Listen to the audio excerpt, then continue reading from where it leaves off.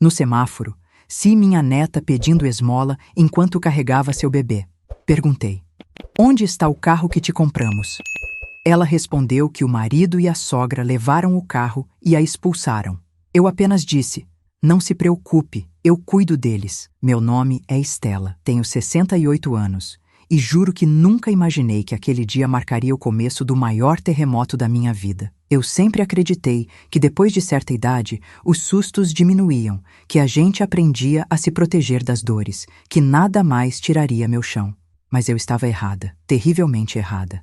Eu vinha dirigindo devagar, como sempre faço, observando as luzes mudando, o céu nublado, a pressa das pessoas que atravessavam a avenida como se corressem de algo invisível. Era um fim de tarde comum, desses que o mundo parece suspirar junto com a gente. Eu só queria chegar em casa, descansar as pernas, preparar meu chá de capim-santo. Nada extraordinário. Até que o semáforo fechou. E ali, parada no primeiro carro da fila, eu olhei para a da esquerda. Vi uma moça com um bebê no colo, balançando uma latinha amassada, pedindo umas moedas. A cena me doeu, mas a cidade está cheia de histórias silenciosas, e eu aprendi a olhar com respeito, sem invadir. Só que dessa vez, algo me puxou. Um gesto da mão dela, um jeito de segurar o bebê, uma curva do rosto. Meu peito travou. Aquela não era uma desconhecida. Aquilo era a minha neta, minha Carolina, minha menina de riso fácil, de sonhos grandes, de olhar doce, a mesma para quem eu e meu falecido marido havíamos comprado um carro para que ela pudesse estudar, trabalhar, crescer, a mesma que dizia que seria uma mãe melhor do que tinha sido filha, a mesma que me chamava de sua fortaleza, agora, ali, no semáforo, com um bebê no colo pedindo esmola.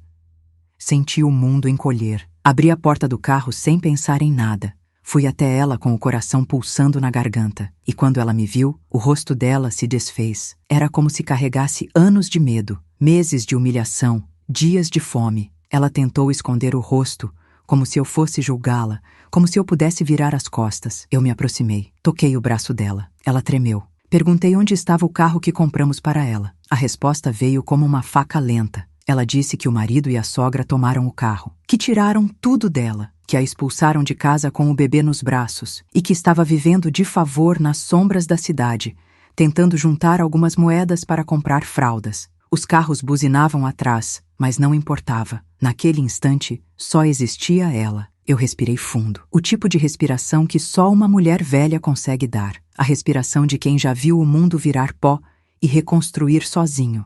Eu olhei para ela, para aquele bebê apertado contra o peito, para a sujeira no chão ao redor, para os olhos dela pedindo desculpas mesmo sem voz. E então eu disse apenas: "Não se preocupe, eu cuido deles." Ela não entendeu de imediato. Achou que era só uma frase para acalmá-la. Mas ela não sabia o que começava ali.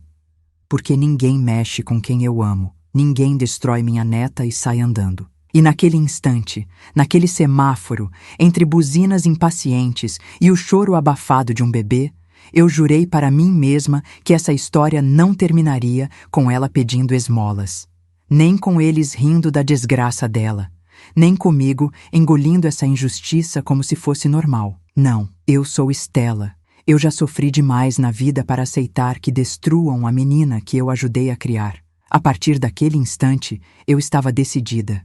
E quando eu decido algo, eu vou até o fim. Eu levei Carolina para dentro do meu carro, fechei a porta, liguei o ar. Ela tremia de vergonha, como se tivesse me decepcionado, como se tivesse fracassado. Mas eu via ali não fraqueza, eu via luta. Eu via a menina que um dia segurou meu rosto com as 2 mãos e disse que seria forte. Ela só estava cansada demais para lembrar disso. Quando começamos a andar, o bebê dormiu no colo dela. E ela começou a falar. Uma palavra aqui, outra ali. Pequenos trechos de um pesadelo que ela estava vivendo há meses. Cada frase era um golpe, revelando um horror que eu nem imaginava que existia dentro daquela família para onde ela havia se casado tão cheia de esperança. Eu ouvi tudo em silêncio. Um silêncio espesso que queimava. E quanto mais ela falava, mais clara ficava a minha certeza. Eles destruíram a paz dela. Eles roubaram o futuro dela. Eles usaram o amor dela para controlar, diminuir, machucar, e achavam que nunca teria consequência. Achavam que ela estava sozinha. Achavam que eu era velha demais para interferir. Coitados! Não sabiam que dentro de mim mora um vulcão adormecido, um que desperta quando tocam nos meus. Eu a levei para casa. Preparei comida quente. Dei banho no bebê enquanto ela chorava escondida. Não falei muito. Não era hora de discurso. Era hora de reconstrução silenciosa. Hora de devolver dignidade a quem foi arrancada à força. Quando a noite caiu, ela dormiu com o bebê no meu quarto, como fazia quando criança. Eu fiquei sentada na sala, olhando para a porta como se esperasse alguém entrar. Mas ninguém entrou. Só a raiva e a decisão. Eu cuidaria deles, e não seria com palavras. A madrugada me encontrou acordada, com a mente clara como faca nova. Eles iam aprender, de um jeito ou de outro. E eu não iria recuar, porque ninguém mexe com uma avó que ainda tem fogo no peito. E o meu acabara de acender. Carolina acordou tarde naquela manhã. Eu a encontrei sentada na ponta da cama, segurando o bebê e encarando o chão como quem tenta juntar pedaços invisíveis. O rosto dela tinha marcas de noites que ninguém deveria viver. Marcas de silêncio forçado, de portas batidas, de palavras que ferem mais do que socos. E ainda assim, havia ali um fiozinho de luz, uma força escondida que ainda respirava dentro dela. Eu me aproximei devagar. Ela ergueu os olhos para mim, mas não falou nada. Era como se tivesse medo da minha reação. Como se a vida tivesse ensinado que toda pergunta vem seguida de algum tipo de cobrança ou julgamento. Eu toquei seu ombro. Ela desabou em choro miúdo. Esse choro que dói mais porque vem de longe, de muito longe. Eu disse apenas que ela estava segura, que aqui ninguém levantaria a voz para ela, que ninguém tomaria nada das mãos dela. Pela primeira vez em muito tempo, ela relaxou o corpo, como se meu quarto fosse o único lugar do mundo onde sua alma podia deitar um pouco. O bebê se mexeu nos braços dela, fazendo um som baixinho, e ela sorriu. Um sorriso cansado, mas verdadeiro. E naquele sorriso eu vi a jovem que ela era antes de conhecer aquele marido e aquela sogra que a tratavam como se fosse um fardo. Eu respirei fundo. A raiva já não era fogo, era gelo. Um gelo que endurece a coluna e dá clareza. Carolina então começou a falar, dessa vez com mais detalhes. Contou que o marido, Lucas, havia começado a mudar logo depois do casamento. Pequenas grosserias que se tornaram hábito. Olhares de desprezo que ela tentava justificar, dizendo que ele estava cansado. Depois vieram as exigências. Que ela parasse de estudar, que não saísse sem avisar, que aceitasse as opiniões da mãe dele como se fossem ordens divinas. No começo, ela lutou, tentou conversar, tentou lembrar a ele quem ela era antes daquele sufoco. Mas quanto mais ela tentava, mais ele pisava. A sogra, então, essa era pior. Humilhava Carolina até por respirar. Dizia que ela não servia para nada, que o bebê só chorava porque tinha a mãe errada, que Lucas merecia alguém de verdade. Eu a ouvi em silêncio. Não a interrompi nenhuma vez. Não precisava. Cada palavra dela caía dentro de mim como pedra em água parada. Criava ondas, aumentava o peso. E então ela contou a última parte. Disse que um dia, ao voltar para casa, encontrou suas coisas jogadas na calçada. Lucas disse que estava cansado dela, e a mãe dele, que era melhor ela sumir um tempo. Só isso. Sumir. Com o bebê no colo, sem dinheiro, sem dignidade, sem lar. Eu senti um nó se formando na garganta. Mas o nó não era tristeza. Era a indignação antiga, dessas que mulheres da minha geração aprenderam a engolir. Só que eu não ia engolir dessa vez. Não quando se tratava da minha neta. Perguntei novamente sobre o carro. Precisava ouvir da boca dela, mesmo que doesse.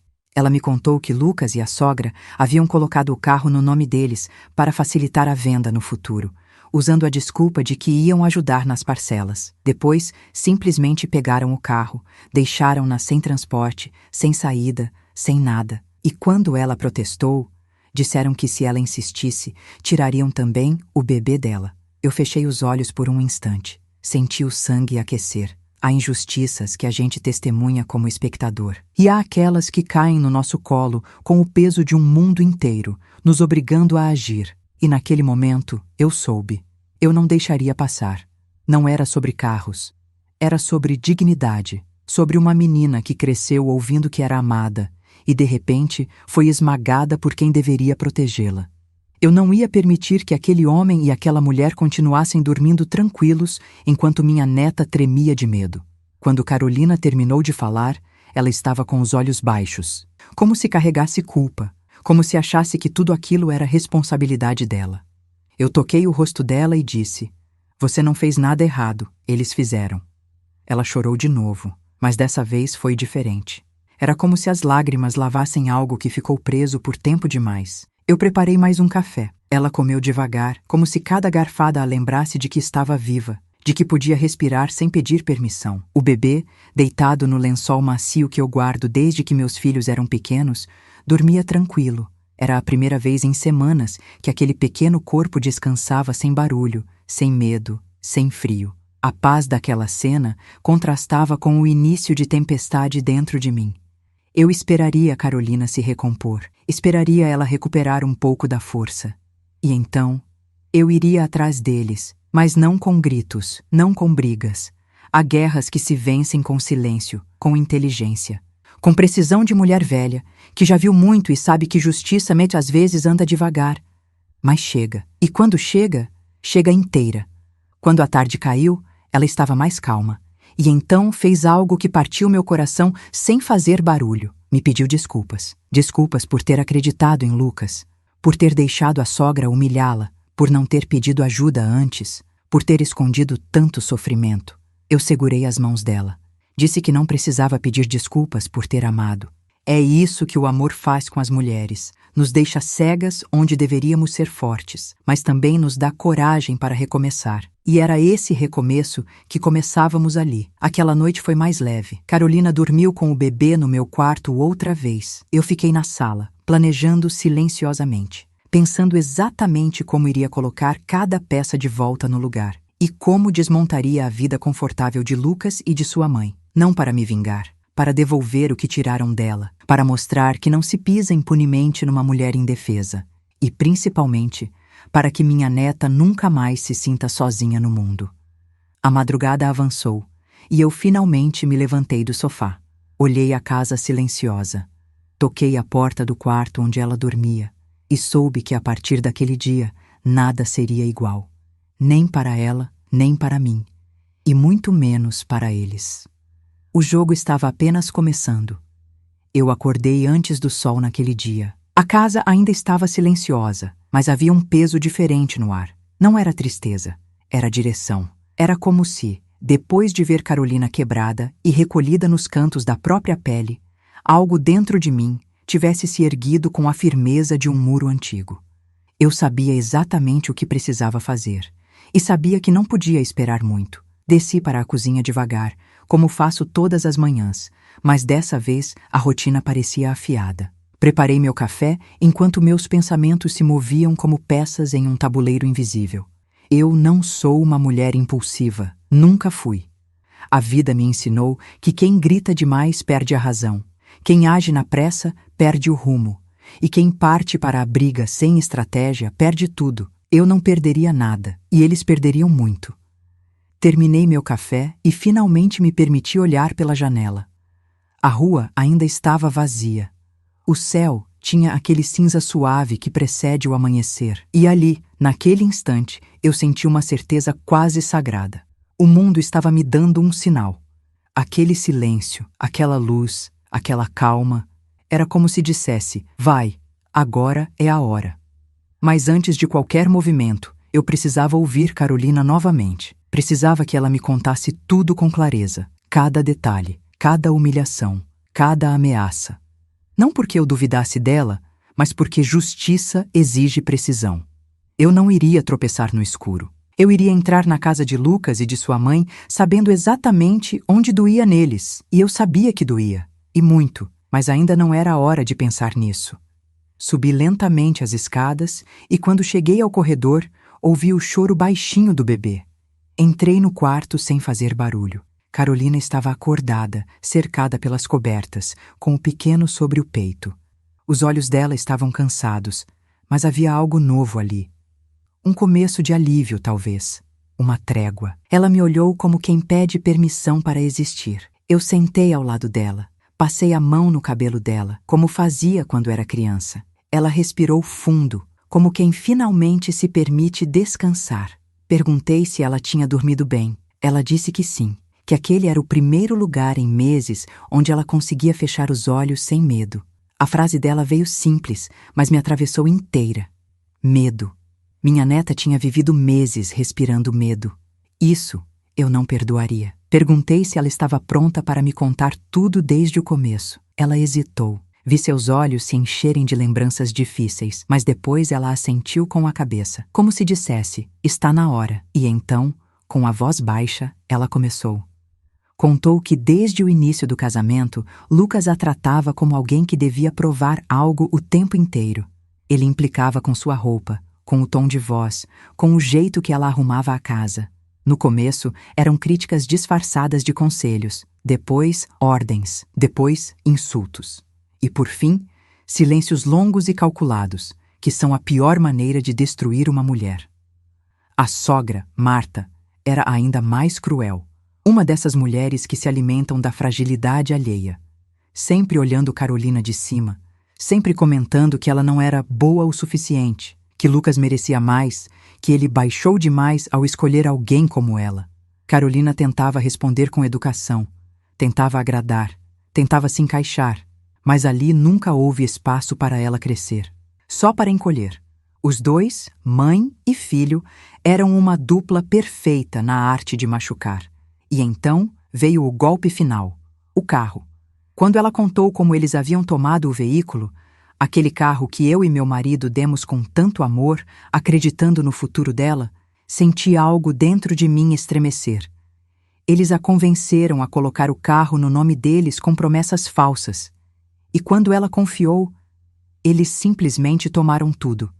Mas o pior não era o carro em si. Era o desprezo, era o riso. Era a frase que a sogra disse quando Carolina protestou. Você deveria agradecer que deixamos você ficar tanto tempo aqui. E Lucas, atrás dela, só cruzou os braços concordando. Minha visão escureceu por um instante quando ela disse isso, mas me mantive firme.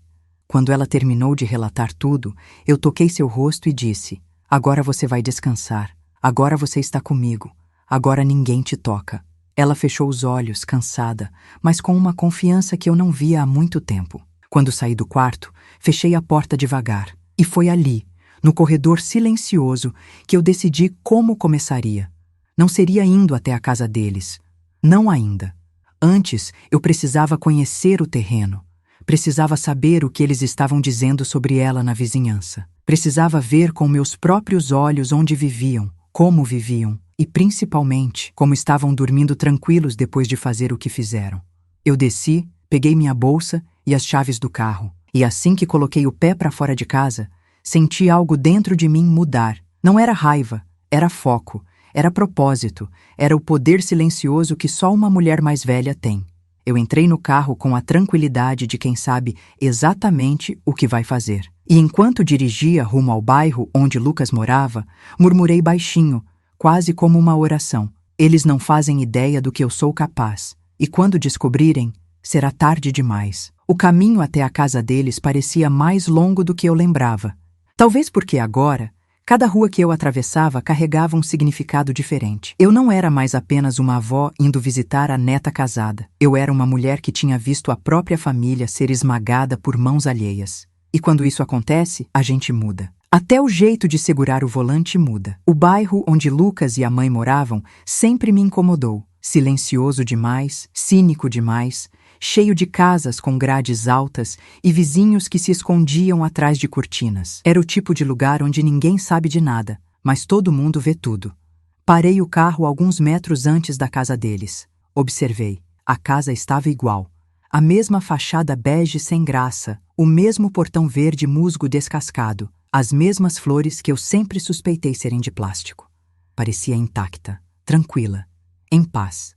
E isso me deu um enjoo profundo. Porque enquanto eles dormiam em colchões macios e tomavam café da manhã como se nada tivesse acontecido, minha neta pedia moedas na rua carregando o próprio bebê.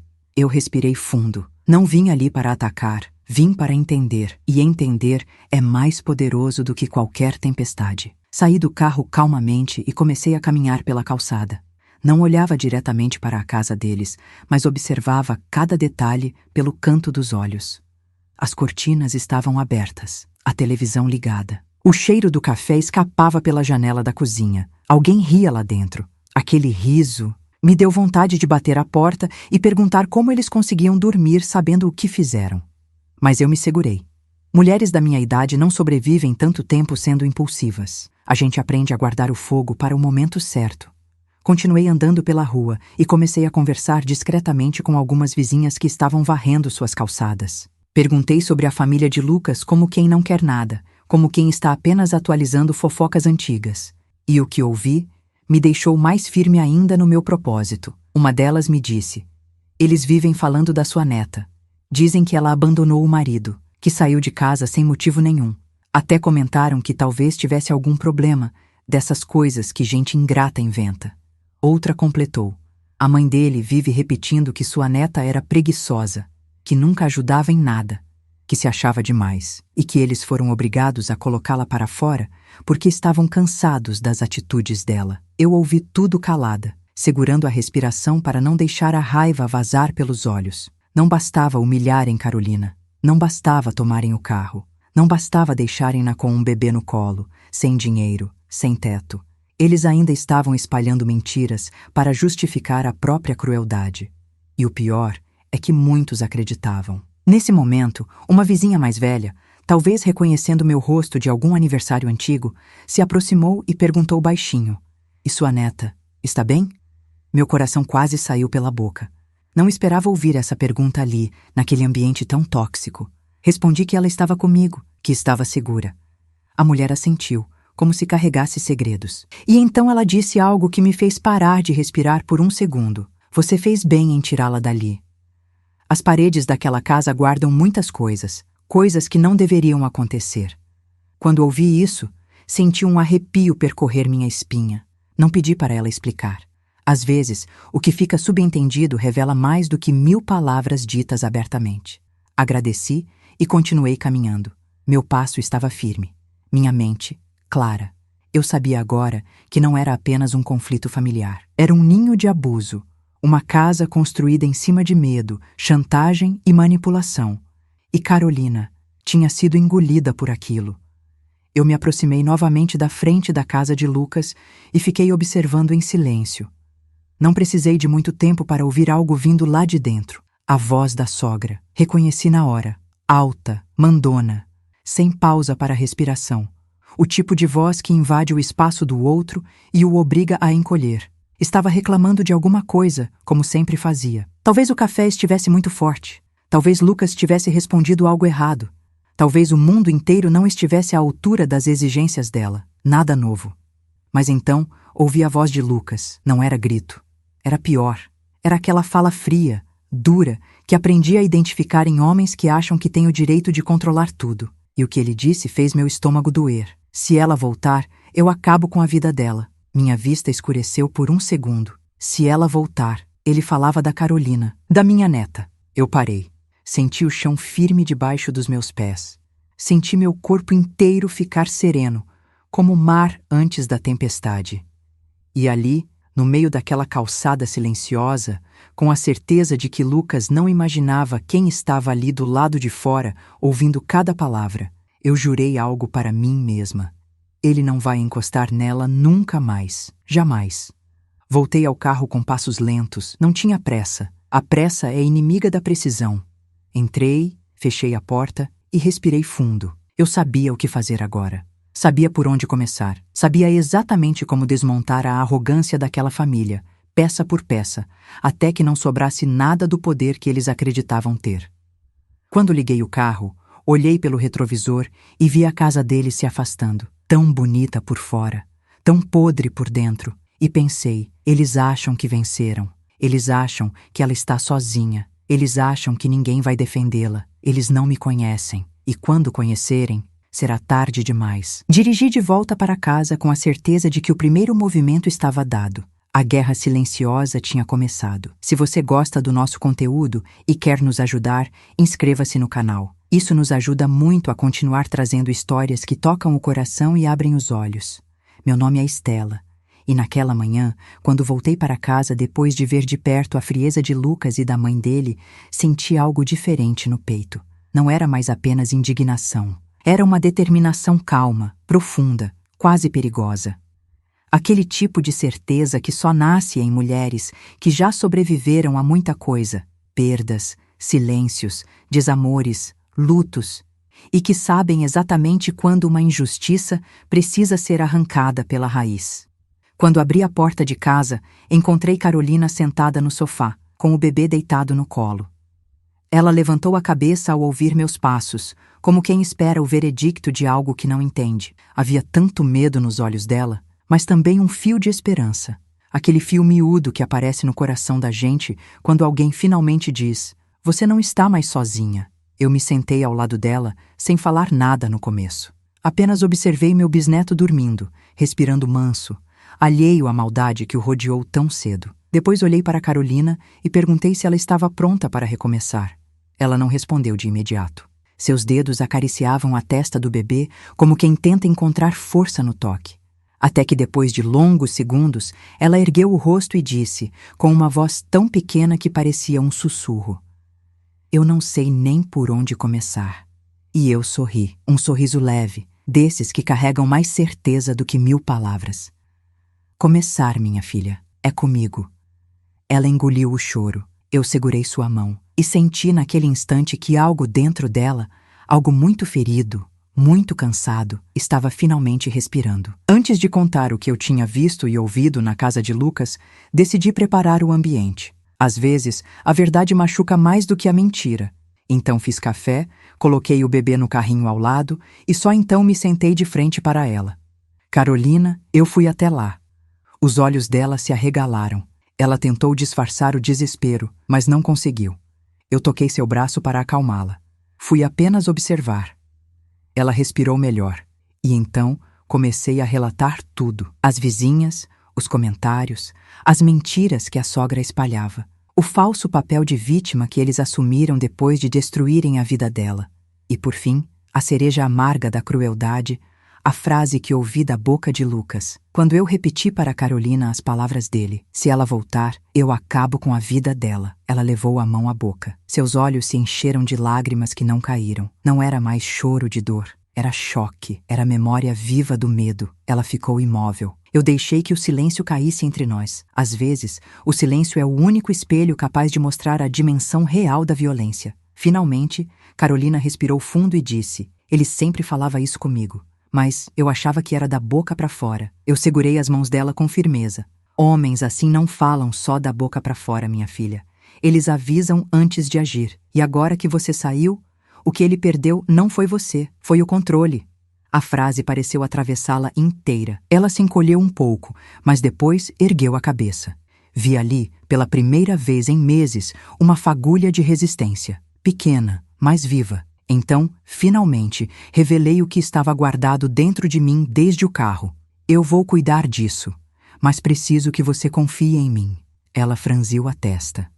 "Vó, o que a senhora vai fazer?" Eu sorri. Um sorriso lento que vem de um lugar antigo, de uma sabedoria que só se aprende vivendo. "O que eu sempre fiz. Proteger os meus." Carolina balançou a cabeça insegura. O trauma ainda falava mais alto do que a coragem. "Mas eles são perigosos, vó." "Eu também sou." Ela arregalou os olhos. Não esperava ouvir isso da minha boca, mas era verdade. Há fortalezas que não são feitas de pedra. São feitas de história, de perdas, de amor e de uma coragem silenciosa. Eu sou uma dessas fortalezas. E naquele momento, eu sabia exatamente por onde começar. "Carolina, nós vamos recuperar o que é seu." Ela piscou rápido, como se a frase fosse grande demais para entrar no peito. "O carro?" ela perguntou, quase com culpa. "O carro, sua paz, sua voz, seu lugar no mundo." Ela desabou em lágrimas, mas lágrimas de outro tipo. Lágrimas quentes de quem enxergara um futuro que parecia impossível. Eu a abracei, longamente, como quando ela era pequena e corria para mim depois de cair no quintal. E enquanto segurava sua cabeça contra meu ombro, pensei: é agora. O primeiro passo não é enfrentar o inimigo, é reconstruir quem ele destruiu. Quando ela finalmente adormeceu com o bebê no colo, levei os dois para o quarto, deixei a porta entreaberta e fui para a sala com meu caderno antigo, aquele onde guardo informações, contatos, memórias e coisas que aprendi ao longo da vida. Abri na primeira página vazia. Escrevi o nome dele no topo, Lucas Almeida. Abaixo, o nome da sogra, Marta Almeida. E então anotei 3 palavras que seriam meu norte: causa, prova, justiça. Eu sabia o que precisava fazer agora, e não havia mais volta. A tarde caiu lenta, como se o dia tivesse entendido que eu precisava de tempo para organizar meus planos. Sentei-me à mesa da cozinha com o meu caderno aberto, a xícara de chá esfriando ao lado e o peso silencioso da responsabilidade pousando sobre meus ombros. Não era um peso ruim.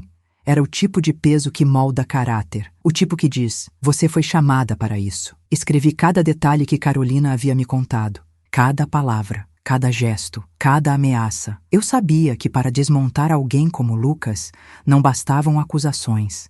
Era preciso estrutura, era preciso método, era preciso verdade, a verdade que ele tentou enterrar. Enquanto escrevia, percebi algo que Carolina não havia dito com todas as letras, mas que estava ali, escondido nas frestas das frases.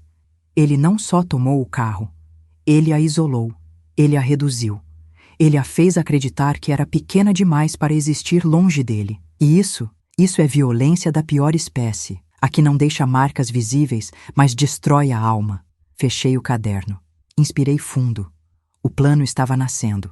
Pouco depois, ouvi Carolina se levantando. Ela apareceu no corredor com o bebê no colo, os cabelos presos de qualquer jeito, os olhos ainda vermelhos, mas mais despertos. Havia nela uma leveza nova, uma que não estava lá no dia anterior. Ela se sentou à minha frente e ficou me observando em silêncio. Eu sabia que ela queria perguntar, mas não sabia como. Então falei primeiro. Carolina, hoje começa sua volta ao mundo. Ela franziu a testa confusa. Eu continuei. Eles tentaram arrancar você de você mesma, mas hoje você pega de volta o que é seu. Ela respirou fundo, como quem sente a verdade entrar pelas costelas. Mas como, vó? Eu não tenho nada. Tem a mim. E isso bastava. Meu primeiro movimento não envolvia Lucas, nem Marta. Antes de enfrentar o lobo, é preciso garantir que o cordeiro esteja protegido. Mas Carolina não era cordeiro. Ela era uma mulher ferida, que precisava se lembrar de que ainda tinha pernas. Peguei meu celular e liguei para uma amiga antiga, Rosa, uma advogada aposentada, dessas que conhecem a lei e conhecem ainda mais os buracos da lei. Ela me atendeu com aquela voz firme que sempre admirei. Estela, o que houve? Expliquei tudo com calma. Nada de dramatizar. Os fatos, crus e diretos. Quando terminei, ela ficou em silêncio alguns instantes. Depois disse, Estela, isso não é um caso simples, mas é um caso possível. Eu fechei os olhos, agradecendo por essas 3 palavras, e então ela completou. Se ele tomou o carro em nome de vocês, há irregularidade. Se houve expulsão, há crime. E se houve ameaça, há muito mais do que eles imaginam. Eu abri um sorriso que Carolina percebeu de longe. Ela ficou olhando, tentando decifrar. Rosa pediu que levássemos Carolina ao escritório dela no dia seguinte para registrar tudo com detalhes, mas também me deu o aviso que eu já esperava. Não mova nada ainda. Primeiro garantimos proteção. Proteção. A palavra ecoou dentro de mim como um sino. Eu desliguei o telefone, sentindo meu peito se abrir como porta antiga. Carolina me olhava, aflita e esperançosa ao mesmo tempo. O que ela disse, vó? Ela disse que você tem uma saída. O rosto dela se transformou. Não era alegria, era alívio. Era como se alguém tivesse tirado uma pedra imensa do peito dela, mas havia mais. E disse que vamos fazer isso do jeito certo. Carolina segurou minha mão, apertou com força inesperada. Eu queria ter vindo antes, vó. Você veio quando conseguiu. Isso é suficiente. Quando a noite chegou, eu preparei o jantar enquanto Carolina embalava o bebê na sala. Era curioso observar algo tão simples acontecendo depois de tanta dor. Ela mexia no carrinho com delicadeza, cantando baixinho, e eu percebi ali a verdadeira Carolina, a que Lucas tentou destruir e não conseguiu. Depois do jantar, sentei-me ao lado dela. Não falamos por alguns minutos. Apenas respiramos o mesmo silêncio. Até que Carolina disse, vó, a senhora não tem medo? Respondi sem titubear. Medo é o que eles usam para manter você calada. Eu não tenho mais idade para ter medo. Ela riu baixinho, aquele riso tímido que a vida quase apagou, mas que ainda existia. E se eles vierem atrás? Ela insistiu. Eles não vão. E se vierem, vão se arrepender. Ela ficou séria. Vó, a senhora está falando como se tivesse um plano. Eu ajeitei meus óculos, olhei para o caderno fechado na mesa e disse: Tenho. Ela abriu a boca para perguntar mais, mas eu a interrompi suavemente. Hoje você descansa. Amanhã você renasce. E ela entendeu. Quando Carolina e o bebê foram dormir, eu permaneci na sala, com a luz apagada e o coração aceso. Peguei meu caderno e abri na página onde escrevi os nomes deles. Passei a ponta dos dedos sobre as letras, sentindo a gravidade daquilo. E então, escrevi a próxima etapa: reconstrução de ela, exposição deles, retomada do que é nosso. Fechei o caderno devagar. Eu estava pronta. E eles, não.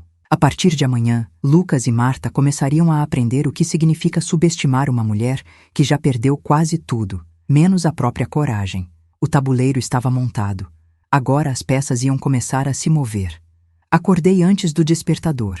A madrugada ainda agarrava o céu quando abri os olhos, mas meu corpo já sabia. Aquele seria o dia em que tudo começaria a mudar. Não para Lucas, não para Marta. Esses dois ainda dormiam tranquilos na podridão que chamavam de lar. A mudança verdadeira seria para Carolina. A primeira respiração nova depois de meses sufocada. Quando desci para a cozinha, encontrei Carolina sentada à mesa, com o bebê mamando no colo. Ela parecia diferente. Ainda frágil, sim, ainda quebrada em alguns cantos, mas havia algo novo na maneira como ela segurava o filho, como mantinha a coluna ereta, como olhava pela janela. Não era confiança, ainda, mas era a lembrança dela, a lembrança de quem ela já foi. Dormiu bem? Perguntei. Ela assentiu, tímida. Melhor que ontem. Essa frase simples significava muito. Significava que a reconstrução tinha começado. Preparei o café. O cheiro preencheu a cozinha como um abraço antigo. Sentei-me à frente dela e esperei que comesse um pouco. Carolina mastigava devagar, como se estivesse reaprendendo a ser tratada com cuidado. Quando terminou, coloquei meus óculos, abri o caderno e disse: Hoje vamos ver Rosa. O olhar dela oscilou entre medo e esperança. A advogada? Ela perguntou. A minha amiga, respondi. E a pessoa certa para começar sua volta por cima. Carolina respirou fundo. Seus dedos tremiam levemente. Eu tenho medo, vó. Eu sei. E se eles descobrirem? Eles vão descobrir, mas só quando for tarde demais. Ela arregalou os olhos, surpresa com a firmeza da resposta. Confie em mim, completei. E ela confiou. O escritório de Rosa ficava em uma rua tranquila, num prédio antigo com janelas grandes. Quando chegamos, ela já nos esperava na porta. Rosa sempre teve aquele ar de mulher que não se dobra. Cabelo preso num coque firme, olhar que enxerga antes de ouvir. Postura de quem não aceita injustiça, nem que venha embrulhada em papel bonito. Carolina ficou pequena perto dela. Eu vi, mas Rosa percebeu também. Colocou a mão no ombro da minha neta e disse: Você está segura aqui. Carolina baixou os olhos. Aquele gesto tão simples desmontou um pouco da armadura de medo que ela carregava. Sentamos as três na sala iluminada. Rosa abriu uma pasta, pegou uma caneta e começou o interrogatório mais humano que já vi. Quero que me conte tudo, com calma, sem vergonha. Carolina hesitou. A voz falhou nas primeiras frases, mas Rosa não interrompeu, apenas esperou. E eu, sentada ao lado, segurava sua mão discretamente, como fazia quando ela era criança e tinha medo de injeção. Aos poucos, a história começou a sair. Primeiro fragmentos. Depois, frases completas. Depois, verdades inteiras, uma após a outra, cada uma mais pesada que a anterior. Quando Carolina falou da primeira agressão psicológica, Rosa anotou sem erguer o rosto. Quando mencionou as humilhações constantes, Rosa apertou os lábios. Quando contou da ameaça, Rosa parou de escrever. Ele repetiu isso quantas vezes? Ela perguntou. Muitas, Carolina respondeu. Mas eu achava que ele não faria nada. Rosa apoiou a caneta sobre a mesa. Homens como Lucas sempre fazem. A diferença é quando a vítima para de estar ao alcance dele. Carolina estremeceu. Então veio a parte do carro. O silêncio que se instalou na sala foi quase sólido. Rosa folheou a pasta, cruzou as pernas e disse: "Isso não é apenas imoral, é ilegal, grave." Carolina engoliu seco. "E agora?" perguntou. "Agora você vai retomar seu lugar", Rosa respondeu. "E eles vão lidar com a lei." "Mas eles têm dinheiro, advogados, contatos?" Carolina insistiu. Rosa sorriu. Um sorriso pequeno, mas afiado. "Eles não têm o que mais importa." Carolina pareceu confusa. "A verdade", respondi por Rosa. Ela olhou para mim com olhos marejados. "Eu realmente posso recuperar o carro?" "Pode recuperar mais do que o carro", Rosa disse. "Pode recuperar sua liberdade." E foi então que algo aconteceu. Carolina começou a chorar.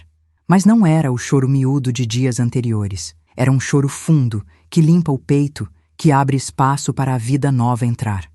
Rosa entregou um lenço a ela, sem pressa, sem julgamento. Quando Carolina se acalmou, Rosa explicou tudo: os documentos necessários, o registro formal da denúncia, as medidas de proteção e o caminho jurídico para desfazer a fraude do carro. Tudo organizado, claro e possível. Carolina ouviu tudo como quem vê o sol nascer, depois de uma noite longa demais. Quando saímos do escritório, ela parou na calçada, segurando o bebê com mais firmeza, olhou para mim e disse: "Vó, eu acho que consegui respirar pela primeira vez." Eu sorri.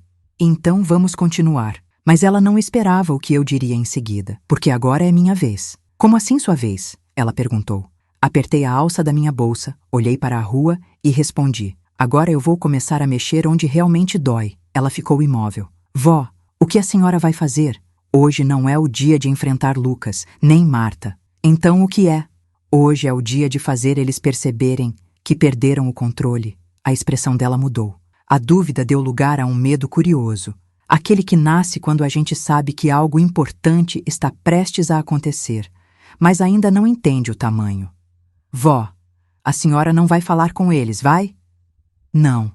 Parei de andar, olhei nos olhos dela e finalizei: "Hoje eu vou falar com alguém que eles nunca imaginaram que eu procuraria." E ali, na calçada ensolarada, Carolina segurou o bebê com mais força, como se pressentisse que o mundo começava a se mover, e começava mesmo. Porque a partir daquele instante, a guerra deixava de ser interna e virava ação. Carolina segurava o bebê como se o mundo pudesse desabar sobre nós a qualquer instante. Não era medo do que eu faria.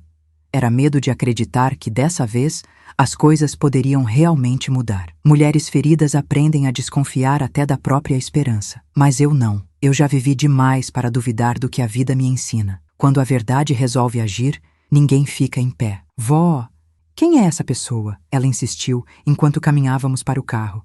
Eu abri a porta, coloquei minha bolsa no banco e olhei para ela com calma.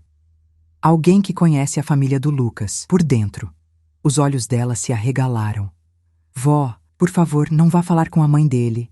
"Não sou tola, Carolina. Não se fala com serpentes, se mata a fome delas." Ela engoliu em seco, sem saber se tinha ouvido direito. Entramos no carro. O bebê dormia. A rua estava tranquila, mas meu peito não. Eu podia sentir o mundo se ajustando ao que estava prestes a acontecer, como um rio que muda de curso antes de uma enchente. Carolina apertou o cinto e ficou me observando. "Quem é essa pessoa, vó?" Só respondi quando o carro já estava em movimento. "Alguém que tem mais motivos para detestar Lucas e a mãe dele do que nós." Ela franziu a testa, perdida. E então eu disse: "A ex-nora de Marta." Carolina levou a mão à boca. "A senhora vai falar com a ex-mulher do irmão dele?" "Não, com a ex-nora mesmo, a que fugiu da casa daquela mulher antes que Lucas fosse adulto o suficiente para aprender com ela." Ela ficou muda. Finalmente entendia a gravidade do que eu estava fazendo, porque ninguém conhece um abusador como quem escapou dele. Cheguei à casa simples onde ela morava agora. Uma porta azul descascada, paredes velhas, mas um quintal arrumado, cheio de plantas. Mulheres machucadas sempre constroem jardins quando conseguem respirar de novo. Toquei a campainha. Carolina respirava rápido ao meu lado. O bebê dormia, alheio à história sendo reescrita bem diante de nós. A porta se abriu. Lúcia, cerca de 40 anos, olhos profundos, desses que já viram mais dor do que deveriam. Reconheceu meu rosto de algum velório antigo, de algum aniversário distante. Ficou surpresa, mas não hostil. Dona Estela? Sim, minha filha. Precisamos conversar. Ela hesitou. Depois abriu a porta devagar. Entramos. O cheiro de café recém-passado preenchia a sala pequena. Era uma casa humilde, mas havia algo precioso ali. Paz. A paz que ela conquistou sozinha e que Lucas e Marta nunca conseguiram destruir. Sentamos à mesa. Carolina permaneceu perto do carrinho do bebê, nervosa, como se esperasse que algo terrível pudesse acontecer a qualquer minuto. Lúcia cruzou as mãos sobre a mesa. Eu imaginei que um dia alguém viria aqui por causa deles, ela disse. Eu assenti. Minha neta sofreu nas mãos do Lucas e da mãe dele. E você sabe exatamente do que estou falando. O olhar dela mudou. Ficou mais escuro, mais profundo. Sei, e sei mais do que gostaria. Eu me inclinei levemente para a frente. Preciso da sua história. Ela respirou fundo. É longa. Eu sorri, firme. Eu tenho tempo. Lúcia olhou para Carolina e viu nela o reflexo de uma mulher que já tinha sido. Então começou. As palavras dela caíam como pedras em um lago calmo. Havia dor, muita dor, mas havia também clareza. Ela contou como Marta sempre usou o orgulho como arma, o silêncio como punição, o olhar de desprezo como chicote. Contou como Lucas, ainda adolescente, imitava a crueldade da mãe com uma naturalidade assustadora, como a casa inteira funcionava em torno do humor deles, como um simples copo fora do lugar virava tempestade. Contou que, quando ficou grávida, Marta disse: uma criança não apaga seus defeitos, só os aumenta. Contou que Lucas dizia: se quiser sair, pode ir, a criança fica. Carolina levou a mão ao coração. Era como ouvir sua própria vida sendo narrada por outra boca. Lúcia continuou. Disse que um dia fugiu no meio da madrugada, levando apenas uma mochila. Deixou tudo para trás, móveis, roupas, documentos, porque ali, naquela casa, tudo era arma, até lembrança. Quando tentou buscar a criança dias depois, ouviu Marta gritar: você não tem direito a nada, você é lixo. Lúcia ficou 3 anos lutando na justiça até recuperar a guarda. 3 anos ouvindo mentiras, manipulações, difamações. 3 anos gastando o pouco que tinha para provar que não era louca. Porque essa era a especialidade daquela família: fazer as mulheres parecerem instáveis. Carolina chorava em silêncio. Eu apertava o caderno entre as mãos, e então Lúcia disse a frase que se tornou o ponto de virada. Se sua neta não tivesse saído quando saiu, ela teria acabado como eu. Carolina soluçou. Eu me mantive firme. Perguntei: você pode falar tudo isso oficialmente? Ela respirou fundo. Posso, e vou. Ninguém mais vai passar pelo que eu passei. Carolina se aproximou dela e a abraçou. 2 mulheres quebradas, 2 histórias diferentes, mas um mesmo algoz. E naquele abraço, algo renasceu. Força, consciência, propósito. Lúcia então me entregou uma pasta com documentos antigos. Coisas que guardou não para relembrar a dor, mas para nunca esquecer quem a causou. Se isso ajudar sua neta, leve. Eu peguei a pasta com as 2 mãos, sentindo seu peso e seu valor. Vai ajudar, minha filha. Vai ajudar muito. Quando voltamos ao carro, Carolina me olhava como se estivesse vendo uma versão de mim que nunca conheceu. Vó, a senhora sabia que ia encontrar tudo isso? Sabia que ia encontrar a verdade. E ela sempre aparece. Sempre. Ela enxugou os olhos. E agora? Eu coloquei a pasta no banco de trás, ajeitei o bebê no carrinho e respondi: agora, Carolina, eles perdem a primeira peça do jogo. Qual peça? O silêncio. E quando o silêncio é quebrado, é aí que os culpados começam a tremer. A notícia não chegou a Lucas por acaso. Seria ingenuidade minha depender do destino.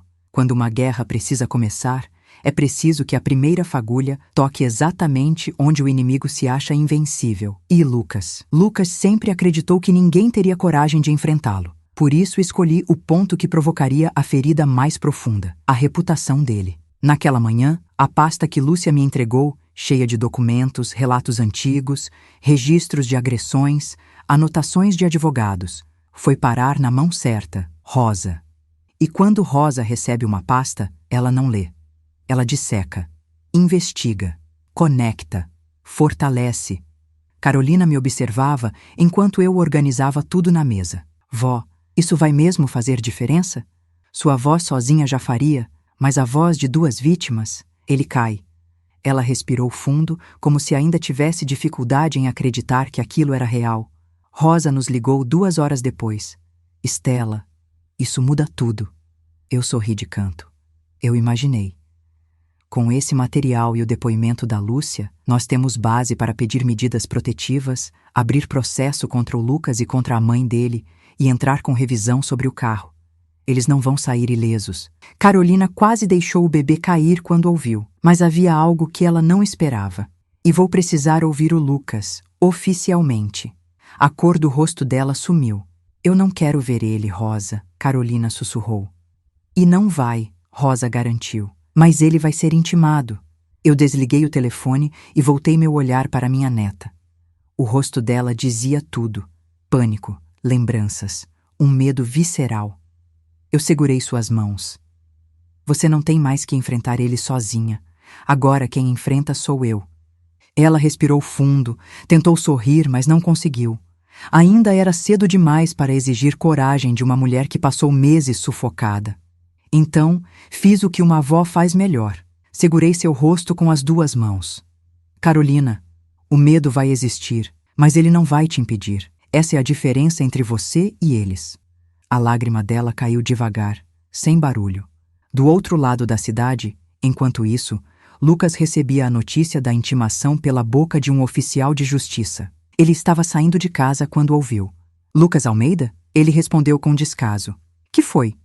O homem abriu o envelope e entregou a ele. Lucas foi ficando vermelho. Primeiro rosa, depois vermelho vivo, depois roxo.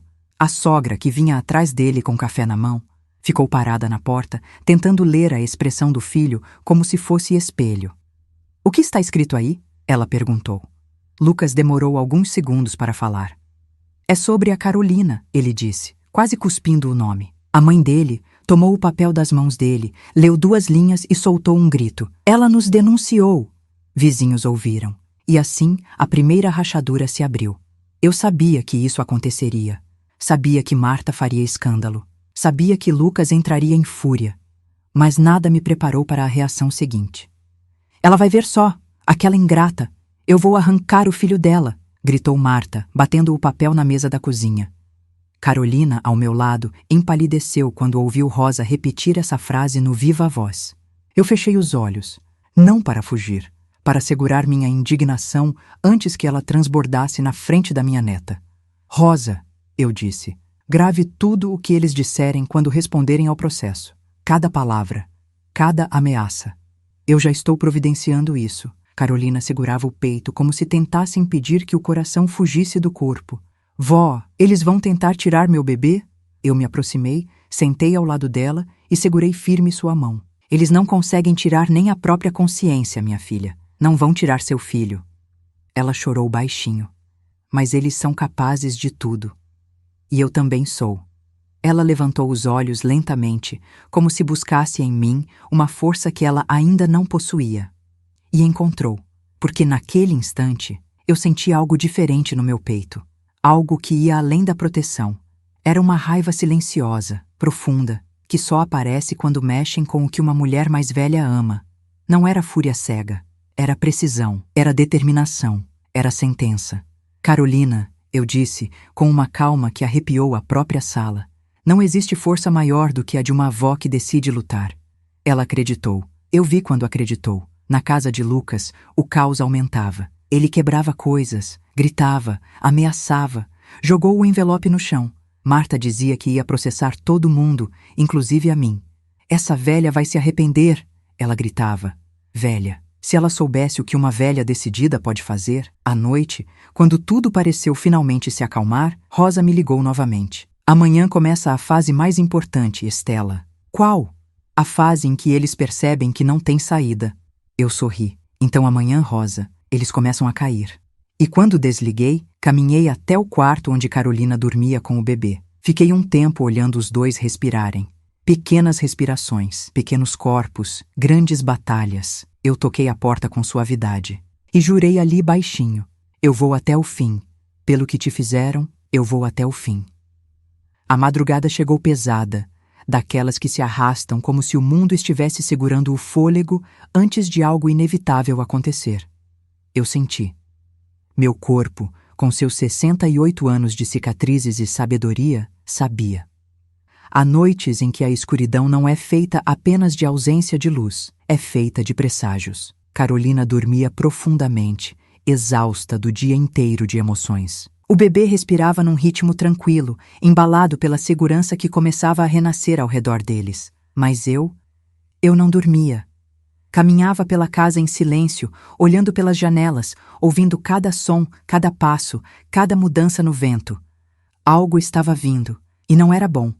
Às 6 da manhã, meu celular vibrou. Não era horário de ninguém me ligar, a não ser alguém que sabe que o perigo não tem hora marcada. Era Rosa. Atendi imediatamente. Estela, ele reagiu. A voz dela estava firme, mas mais tensa que o normal. Como? Perguntei. Lucas foi à delegacia esta madrugada. Meu peito endureceu. O que ele fez? Registrou queixa contra a Carolina. Inventou que ela abandonou o lar, que roubou o dinheiro dele e... Rosa fez uma pausa que gelou meu estômago. E que ela tem comportamento instável. Eu fechei os olhos, sentindo a velha indignação queimando por dentro como brasa reacendida. A jogada clássica dos covardes. Quando uma mulher se liberta, eles tentam apagá-la com mentiras. Ele disse mais alguma coisa? Perguntei. Rosa respirou fundo. Sim. Pediu avaliação psicológica dela e guarda do bebê. Eu apoiei a mão no balcão da cozinha para não perder o equilíbrio. Carolina, perder o filho. Era a crueldade máxima, a arma final, o golpe que destrói até mulheres fortes. Imagine quem ainda está reaprendendo a respirar. Não conte a ela ainda, Rosa disse. Espere que eu chegue. Vamos conversar às 3. Claro, mas eu já sentia o chão mexer sob meus pés. Lucas não estava apenas reagindo. Ele estava acelerando. E homens que aceleram no desespero viram perigosos. Quando subi para acordar Carolina, ela ainda dormia. O bebê sorria, agarrado à camisa dela. Demorei alguns instantes para chamá-la. Havia tanta paz naquele quarto que doía quebrá-la. Carolina, chamei suavemente. Ela abriu os olhos devagar. Já está na hora? Perguntou. Está, minha filha. Ela se levantou, lavou o rosto, prendeu o cabelo. Eu a observei em silêncio. Havia força ali, mesmo que pequena. Havia uma semente. Quando descemos para a cozinha, preparei café enquanto ela embalava o bebê. Esperei o momento certo para falar. Carolina, precisamos conversar seriamente antes da Rosa chegar. Ela se virou devagar, como quem sente o aviso antes da notícia. O que foi, vó? Sentei-me em frente a ela. Mentirosos, quando acuados, inventam histórias, fazem barulho, gritam, se debatem. Ela franziu a testa. Lucas está inventando coisas sobre você. Os olhos dela se encheram de medo na hora. O quê? Ele foi à polícia. Carolina levou a mão à boca. Ele fez denúncia? Fez. Tentou dizer que você saiu de casa por vontade própria, que é instável, que não está apta a criar seu filho. Ela ficou branca, branca como parede, branca como luto. Ele quer... Meu bebê? Ela sussurrou. Quer te destruir, corrigi. E quando um homem não consegue controlar a mulher, ele tenta arrancar dela o que ela mais ama. Carolina começou a chorar, mas não era um choro histérico. Era um choro silencioso, profundo, que vinha do centro da alma. Um choro que dizia, eu já sofri demais para aguentar mais isso. Eu segurei as mãos dela. Escute-me. Ele não vai levar seu filho, não enquanto eu estiver viva. Mas ele tem dinheiro, tem influência, tem advogados, e eu tenho a verdade. Tenho provas, tenho testemunhas, tenho Rosa, tenho você. E tenho a minha idade, que me permite enfrentar qualquer um sem medo de consequência. Carolina respirou fundo, tremendo. Eu não aguento mais, vó. E é exatamente por isso que você não vai mais apanhar da vida. Agora, eles ouvirão de mim. Ela ergueu o rosto surpresa. Da senhora? Yes, sim, era minha vez. Quando Rosa chegou, 1 hora depois, trouxe consigo documentos, leis impressas e a postura de uma mulher que já entrou em muitas guerras e sabe quando uma batalha está prestes a virar. Ela se sentou à mesa conosco e falou claramente. Lucas cometeu um erro enorme indo à delegacia. Ele abriu uma porta que não sabe fechar. Carolina enxugava as lágrimas, ainda em choque. Rosa continuou. Estela, agora precisamos agir rápido. Você sabe o que isso significa. Eu assenti. Sim. Carolina nos olhou perdida. O que significa? Rosa pousou a mão sobre a dela. Que teremos de expor completamente o Lucas, sem piedade. Carolina arregalou os olhos. Mas, como? Rosa olhou para mim, e eu respondi. Primeiro, vamos contar para a família dele quem ele realmente é. Carolina ficou muda. Eu continuei. O irmão dele, os tios, a avó. Pessoas que Marta faz questão de manter enganadas. Pessoas que acreditam que o Lucas é um anjo, porque nunca viram a sombra dele. Rosa completou. Testemunhos de dentro da própria família têm muito peso, mesmo que venham só para confirmar o comportamento dele. Carolina respirou fundo. Mas a avó dele nunca gostou da Marta. Eu sorri. Então, ela será o primeiro dominó. À tarde, fomos até a casa da avó de Lucas, Dona Adelaide, uma mulher de 83 anos, lúcida, honesta, e que sempre soube que a nora não prestava, mas nunca teve provas suficientes para enfrentar a própria família. Quando ela abriu a porta e viu Carolina, seu rosto se desfez. Minha filha, o que fizeram com você? Carolina chorou. Eu entreguei a pasta com todos os documentos, inclusive os da Lúcia. Dona Adelaide leu por quase meia hora, sem interromper, sem olhar para nós, apenas lendo, apenas construindo, dentro dela, a revolta que anos de silêncio haviam guardado. No final, ela fechou a pasta, respirou fundo e disse: Agora é minha vez de falar. Eu soube naquele instante.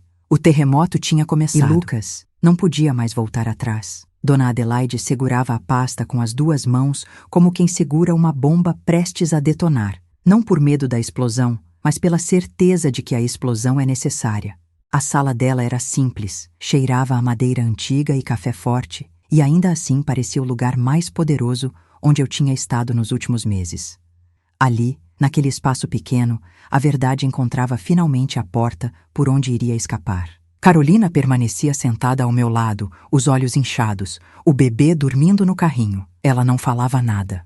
Apenas observava a avó de Lucas com aquela expressão de quem está prestes a perder o chão e, ao mesmo tempo, prestes a ganhá-lo de volta. Dona Adelaide ajeitou os óculos e suspirou, longa e profundamente. Eu sempre soube que aquela mulher não prestava. Ela falava de Marta, mas eu não tinha provas. Só via o jeito dela, o veneno que pingava daquela língua. Agora eu vejo que era pior do que eu imaginava.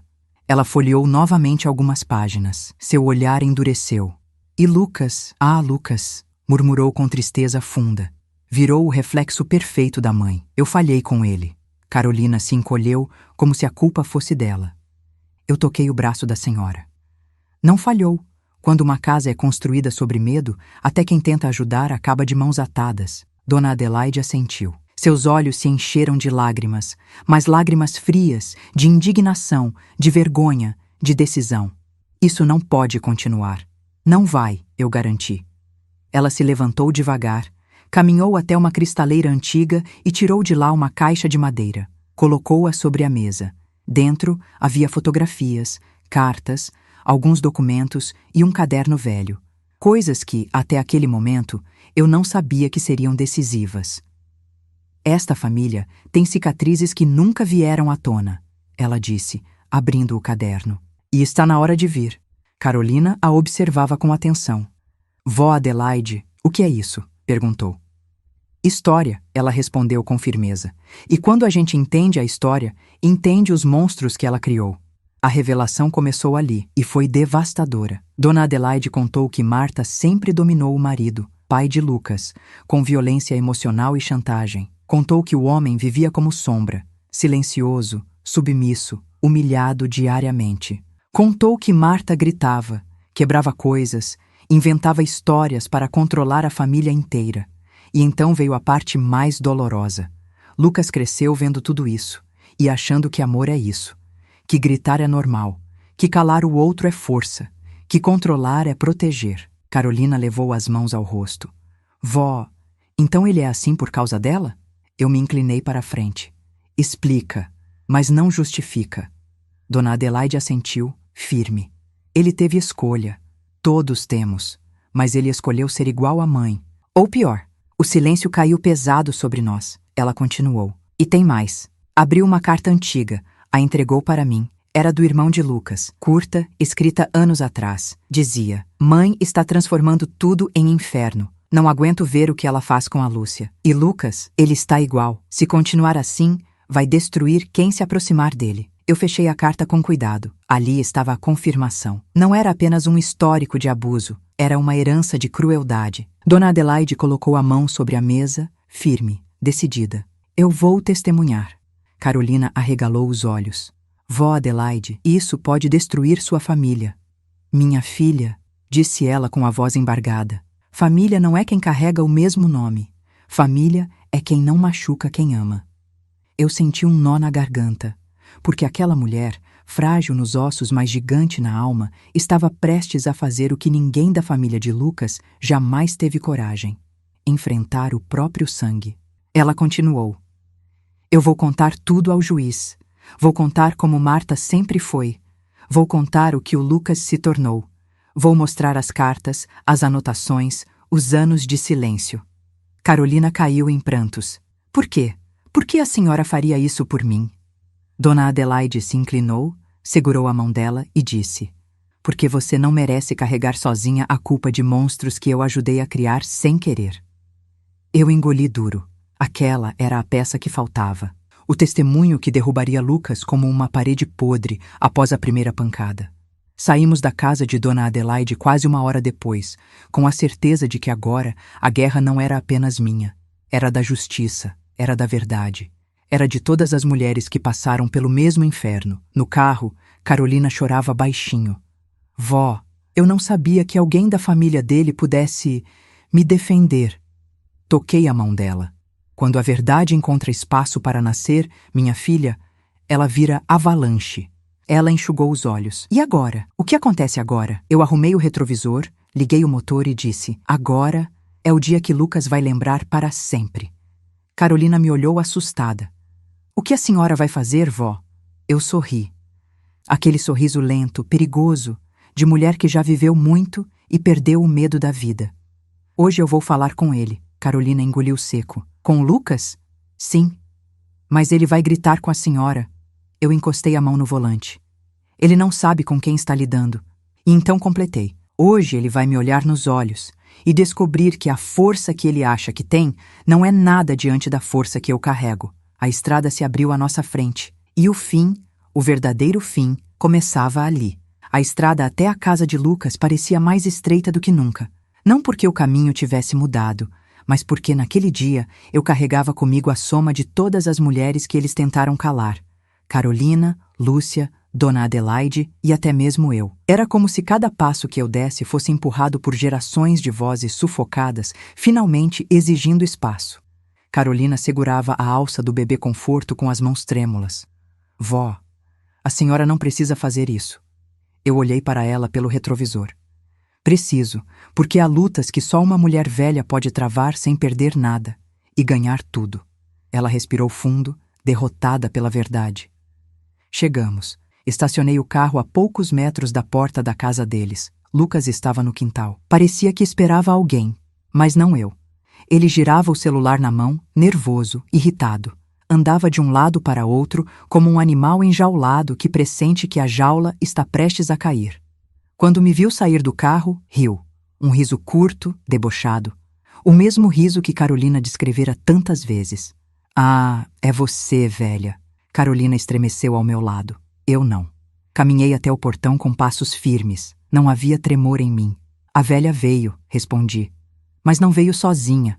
Lucas olhou para o bebê conforto e seu rosto mudou. Ali estava a verdadeira ameaça para ele. Perder aquilo que acreditava possuir. Ele se aproximou. É melhor você voltar para o seu canto antes que eu faça você pagar caro por se meter. Eu encostei as mãos no portão. Olhei direto nos olhos dele e falei com uma calma que cortou o ar. Você já perdeu, Lucas. O sorriso dele morreu na boca. Perdi o quê? Aquela ingrata foi embora por vontade própria. Eu só estou protegendo meu filho. Seu filho? Repeti. O filho que você ameaçou tirar dos braços da própria mãe? O filho que você usou como arma? O filho para o qual você nunca comprou sequer um pacote de fraldas enquanto Carolina pedia esmola no semáforo? Ele empalideceu. Não esperava que eu soubesse disso. Mas não era essa a parte importante. Cheguei mais perto. A intimação chegou ontem, não foi? Lucas cerrou os dentes. Eu continuei. E você correu para a delegacia tentando inverter a história. Ouviu da sua própria boca que ela era instável, que abandonou o lar, que não sabe criar o filho. A voz dele subiu um tom. Ela é desequilibrada sim, é mal agradecida, e se continuar nesse caminho, eu tiro o bebê dela. Carolina deu um passo para trás, tomada de pavor. Eu dei um para frente. A partir de agora, Lucas, você não toca mais nesse assunto. Você não toca mais no nome dela. Você não toca mais nem na sombra dela. Ele riu, nervoso, mas não era coragem. Era medo começando a brotar. E quem vai me impedir? Você? Eu, a lei e sua própria família. Ele arregalou os olhos. Minha família? Sim, sua avó, que testemunhará contra você. O rosto dele desmanchou. Uma mistura de choque, raiva e incredulidade. Ela nunca faria isso. Já fez. Ele cambaleou um passo para trás. Pela primeira vez, não parecia um predador. Parecia um menino que perdeu a única pessoa que ainda acreditava nele. Mas eu não estava ali para confortos. Eu estava ali para encerrar um ciclo. Continuei. Ela contou tudo. A violência da sua mãe, a forma como você cresceu, as humilhações, os anos de abuso, as cartas, os relatos, o histórico, os silêncios. Lucas não conseguia responder. Agora tudo isso está registrado, nas mãos de Rosa, e no processo. Você não está enfrentando apenas a Carolina, está enfrentando a verdade. Ele apertou os punhos. Vocês querem me destruir? Não, corrigi. Você se destruiu quando escolheu repetir tudo aquilo que jurou odiar. Carolina chorava atrás de mim, mas dessa vez não chorava de medo. Chorava porque via algo impossível acontecer diante dos olhos, seu agressor encolhendo. Lucas respirou fundo, tentando recuperar o controle que sempre teve. Vocês não vão conseguir. Eu conheço gente. Eu tenho contatos. E eu tenho anos, respondi. Coisa que você não tem. E anos sempre vencem arrogância. Ele ficou sem fala. Eu me aproximei mais um pouco. Ele recuou. Mesmo sem tocar, ele sentiu a força que não esperava encontrar em mim. Sabe o que mais eu tenho, Lucas? Ele não respondeu. Eu tenho a coragem que sua mãe nunca teve e a decência que você nunca terá. E então finalizei. Chega. Você não manda mais nela. Nem no bebê, nem na narrativa. Nem na própria mentira. As palavras bateram nele como tijolos. A cor foi sumindo do rosto dele. Era o corpo percebendo que a alma dele estava nua, exposta, descoberta, derrotada. Quando saímos dali, Carolina caminhou ao meu lado em silêncio. Um silêncio profundo, pesado, mas libertador. Vó. Sim, eu nunca vi ele com medo. Eu segurei sua mão, porque ninguém nunca enfrentou ele sem medo. Ela chorou, mas um choro diferente. Um choro quente, de libertação. Vó, acabou? Eu olhei para o céu, como quem mede o tamanho da promessa antes de entregá-la. Acabou para ele, Carolina. Passei o braço por seus ombros. Agora começa para você. Naquela noite, Rosa nos ligou para confirmar. Lucas entrou em colapso, tentou retirar a queixa, mas já é tarde. A delegacia notificou tudo. Marta surtou. A avó dele já enviou o depoimento. A casa deles está virando do avesso. Carolina chorou. Eu sorri. Não por vingança, mas por justiça. Rosa completou. Estela, você conseguiu. Ele não tem mais como tocar nela. E quando desliguei, fui até o quarto onde minha neta embalava o bebê e percebi que pela primeira vez desde o começo dessa história, ela estava sorrindo ao olhar para o filho. Um sorriso inteiro. Um sorriso de mulher que renasceu. Me aproximei, toquei seu ombro e disse: eles tentaram apagar você. Ela olhou para mim com olhos cheios de luz. Mas eu voltei. Eu beijei sua testa. Você não voltou, minha filha. Você acendeu. A luz do abajur iluminava a pele dela, tão cansada e tão viva ao mesmo tempo. E eu finalizei, olhando para o bebê adormecido. Amar não é prender. Amar é libertar. E hoje, nós libertamos você. Carolina sorriu. E pela primeira vez em muito tempo, eu senti que o mundo estava no lugar certo. Fim.